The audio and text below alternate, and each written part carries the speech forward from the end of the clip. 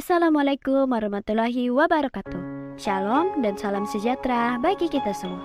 Kami kelompok 12 dari kelas C mata kuliah Epidemiologi Penyakit Menular yang terdiri dari Gracia Triapung Salman, Ristianti Pak Arang, Eka Satriana, dan Nurul Mutiara Saputri Sudirman.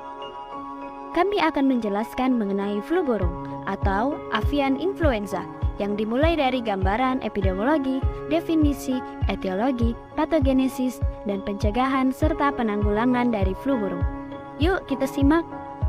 Penyakit flu burung sudah tidak asing di telinga kita. Flu burung secara sederhana merupakan penyakit yang ditularkan oleh hewan unggas. Flu burung termasuk dalam penyakit infeksi emerging. Menurut data P2P dari Kemenkes, kasus avian influenza dari tahun 2022 hingga 2023 kembali ditemukan di beberapa negara seperti Amerika, Cina, Chili, Spanyol, dan Kamboja dengan total kasus sebanyak 22 kasus. Flu burung terjadi di Indonesia pada akhir tahun 2003, di mana flu burung telah menyebar di 17 provinsi di Indonesia. Berdasarkan data dari WHO, sampai dengan 10 Desember 2013, total kasus avian influenza pada manusia berjumlah 648 kasus dengan 384 kematian yang keseluruhannya terjadi pada 15 negara. Sementara di Indonesia sendiri, terdapat 195 kasus dengan 163 orang meninggal. Flu burung merupakan salah satu penyakit menular yang diperantarai oleh unggas seperti ayam, itik, angsa, dan bebek.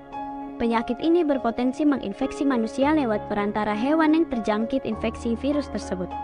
Flu burung pertama kali terjadi pada tahun 1878 di Italia dan diidentifikasi pada tahun 1955 sebagai virus avian influenza.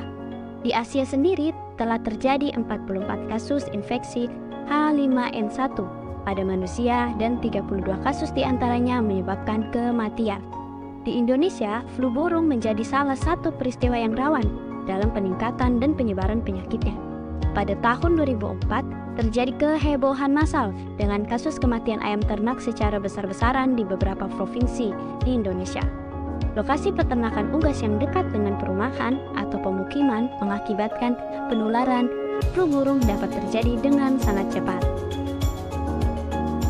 Avian influenza atau virus flu burung merupakan salah satu penyakit zoonosis atau penyakit yang dapat ditularkan hewan ke manusia. Virus ini pada umumnya menyebabkan gangguan pada saluran pernafasan yang cenderung ringan, namun berpotensi menimbulkan wabah yang merugikan. WHO mengklasifikasikan kasus flu burung yang terjadi pada manusia sesuai dengan situasi dan kondisi menjadi 4 jenis. Yang pertama, seseorang dalam investigasi, yang artinya seseorang yang telah diputuskan oleh petugas kesehatan setempat untuk diinvestigasi terkait kemungkinan terjangkit flu burung. Yang kedua, kasus suspek, merupakan seseorang yang menderita demam dengan suhu di atas 38 derajat Celcius disertai satu atau lebih gejala seperti batuk, sakit tenggorokan, pilek, atau sesak nafas. Yang ketiga, kasus probable, merupakan kriteria kasus suspek ditambah dengan salah satu atau lebih gejala lain atau seseorang yang telah meninggal karena sakit saluran nafas akut yang tidak mampu dijelaskan secara epidemiologis terkait aspek waktu, tempat, pajanan terhadap kasus probable suatu kasus flu burung yang terkonfirmasi.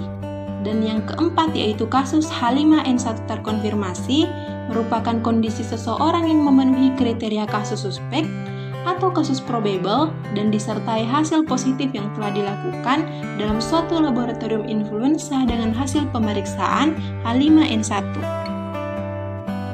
Virus influenza adalah virus yang tergolong ke dalam famili Orthomyxoviridae dan dikelompokkan ke dalam strain A, B, C, dan D sesuai dengan karakteristik antigenik dari protein inti. Dua glikoprotein permukaan virus yaitu hemaglutinin dan neuraminidase adalah struktur permukaan virus dengan antigen yang paling penting untuk menginduksi kekebalan protektif pada host. Pembagian virus influenza tipe A dibagi berdasarkan dua protein pada permukaan virus. Terdapat 18 subtipe hemaglutinin yang berbeda mulai dari H1 sampai H18 dan 11 subtipe Neuraminidase yang berbeda mulai dari N1 sampai N11, dan virus akan mati dengan pemanasan 56 derajat Celcius selama 3 jam atau 60 derajat Celcius selama 30 menit. Penyebab flu burung adalah virus influenza tipe A subtype H5, H7, dan H9. Kenaikan tingkat virulenza flu burung ini menjadi salah satu di antaranya karena peningkatan kemampuan hemaglutinin virus sebagai akibat dari proses mutasi pada multiple cellular protease yang menghasilkan enzim yang berperan dalam proses dinding sel. Proses mutasi pada multiple cellular protease adalah hasil substitusi spesifik polimerase yang terjadi pada dasar protein 2 yang menguntungkan proses replika virus. Selain itu, terjadi pula substitusi pada non-struktural protein 1 yang meningkatkan kemampuan penghambatan dari interferon, sitokin, dan tumor nekrosis faktoral. Penularan flu burung ini terjadi karena droplet infection. Transmisi langsung dapat melalui persentuhan dengan unggas atau manusia yang telah terinfeksi, atau bisa juga melalui kontak jarak dekat seperti saat bersin dan berciuman. Transmisi tidak langsung dapat terjadi melalui perantaraan benda lain yang telah tercemar. Tempat masuk virus antara lain melalui hidung dan mulut, melalui selaput lendir pada tenggorokan. Terdapat beberapa hal dalam mencegah virus influenza ini. Yang pertama, mencuci tangan secara rutin atau menggunakan hand sanitizer ketika tidak ada air dan sabun. Yang kedua, mengkonsumsi daging atau telur unggas yang telah dimasak hingga matang. Yang ketiga, tidak mengunjungi daerah atau tempat terjadinya wabah flu. Yang terakhir, mengenakan alat pelindung diri sesuai standar jika bekerja di peternakan unggas. Usaha penanggulangan yang bisa kita lakukan yaitu yang pertama, menjaga kebersihan lingkungan, menjaga kebersihan diri, gunakan penutup hidung dan sarung tangan apabila memasuki daerah yang telah terjangkit atau sedang terjangkit virus flu burung, dan amati dengan teliti kesehatan kita apabila telah melakukan kontak dengan unggas atau burung. Yang kedua, segeralah cari perhatian medis apabila timbul gejala-gejala demam, infeksi mata, dan atau ada gangguan pernapasan. Yang ketiga, orang-orang yang berisiko tinggi atau orang-orang yang terinfeksi diberikan terapi profilaksis dengan 75 mg oseltamivir sekali sehari selama 7-10 hari.